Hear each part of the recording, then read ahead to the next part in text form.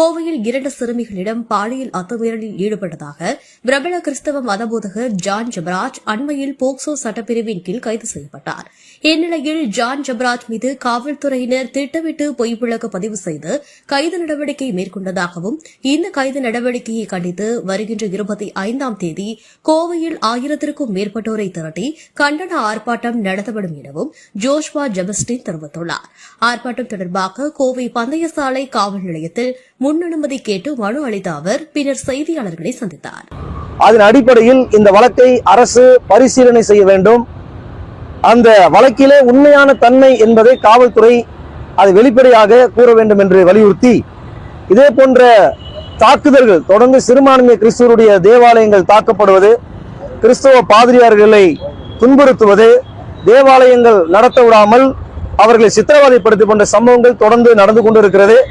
அதன் அடிப்படையில் போதகர் அவர் மீது ஒரு சொந்த ஒரு பிரச்சனைக்காக தன்னுடைய குடும்ப விஷயத்தை நாம பெருசாக்கணுங்கிறதுக்காக அவர் மேல உள்ள பொறாமையான மக்கள் அவர் மேல செஞ்சிருக்கிறாங்கன்னா பொய் வழக்கு கொடுத்திருக்காங்க. இந்த வழக்கை அகில இந்திய கிறிஸ்தவ வாலிபர்கள் முன்னேற்ற இயக்கம் வன்மையாக கண்டிக்கிறது. இந்த வழக்கினுடைய உண்மையான தன்மையை அரசு வெளிப்படுத்த வேண்டும். வண்ணமாக வருகின்ற 25ஆம் தேதி காலை 10 மணி முதல் 12 மணி வரை கோவை மாநகரில் செஞ்சிலுவை சங்கத்திற்கு முன்பாக அகில இந்திய கிறிஸ்தவ வாலிபர்கள் முன்னேற்ற இயக்கத்தின் சார்பாகவும் ஜான் ஜபராஜுடைய ஆதரவாளர்கள் தமிழ்நாடு மாத்திரமல்லாமல் மற்ற அனைத்து மாநிலங்களிலிருந்தும் வருகை தர இருக்கின்றார்கள். அவருடைய ஆதரவாளர்கள் இதை அழைப்பானையாக எடுத்துக்கொண்டு அந்த வருகின்ற 25ஆம் தேதி நடைபெற ஆர்ப்பாட்டத்துக்கு பெருந்திரளாய் கலந்து கொள்ள வேண்டும். இது சம்பந்தமாக இன்று காவல்துறையினிடத்தில் ஆய்வாளரிடத்தில் அனுமதி கடிதம் கொடுத்திருக்கின்றோம். ஒருவேளை காவல்துறை அனுமதி மறுத்தாலும் 1000க்கும் மேற்பட்ட இங்க வாலிபர்கள், ஜான் ஜபராஜுடைய ஆதரவாளர்கள், அகில இந்திய கிறிஸ்தவ முன்னேற்றத்துடைய பொறுப்பாளர்கள் ஒருங்கிணைத்து மாபெரும் கண்டன ஆர்ப்பாட்டத்தை நடத்துவோம் என்பதை தெரிவித்துக் கொள்கின்றோம். அதாவதுங்க, இது 11 மாதத்துக்கு முன்னாடியே இந்த வழக்கு காவல் நிலையத்துக்கு கொண்டு போயிருக்காங்க. அப்புறம் உண்மையான தன்மையான வழக்குன்னா அன்னைக்கே காவல்துறை அதை எடுத்திருக்கணும். அது 11 மாசம் விட்டுட்டு மறுபடியும் இவர் தன்னுடைய மனைவி மீது அந்த பிரிவினைக்கா டைவர்ஸ் கேட்கிறாரு. அந்த டைவர்ஸ் வழக்கு முடிகிற நேரத்துல பார்த்து அவங்க அந்த பணம் ஆசைப்பட்டு அவர் மேல போட்டிருக்கிறாங்க.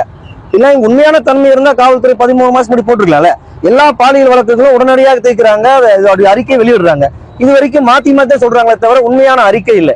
இதுல உள்ள அரசியல் தலையிட்டு இருக்கிற மாதிரி தெரியுது. எதை வச்சு சொல்றோம்னா, அவர் இந்த கைதாகிறதுக்கு 1 வாரத்துக்கு முன்னாடி அவரே ஒரு யூடியூப் சேனல்ல ஒரு நிகழ்ச்சி ஒண்ணு போடுறாரு. என்னன்னா, அவருடைய குரல் பதிவு ஒண்ணு போட்டு அந்த சபையில இருக்கிற அவருடைய அசிஸ்டன்ட் பாஸ்டர் அந்த இடத்தை, அந்த சொத்தை அபகரிக்கிறதுக்காக அந்த இடத்து மேல ஆசைப்பட்டு இவர் அங்கிருந்து வெளியேற்றுறாங்க. அங்க இருக்கிற பொருட்களை எல்லாம் அடிச்சு நொறுக்கிறாங்க. இது சம்பந்தம்